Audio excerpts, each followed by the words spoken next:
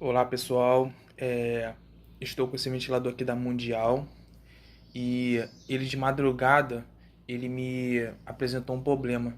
Ele começou a fazer um barulho, tipo que tivesse agarrando ou problema no rolamento dele, entendeu? Aí fica um barulho chato. Eu vou estar ligando o ventilador aqui para vocês verem como que ele tá.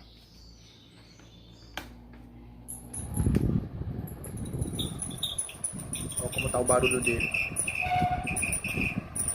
Esse aqui é a parte do rolamento, fazendo o barulhão que tá fazendo. Vou estar abrindo ele e a gente vai estar fazendo aí o ajuste, né? Que tá acontecendo.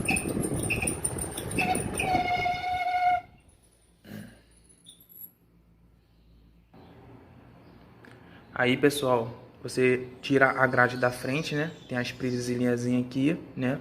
Nos meus outros vídeos aí eu tô ensinando como desmontar o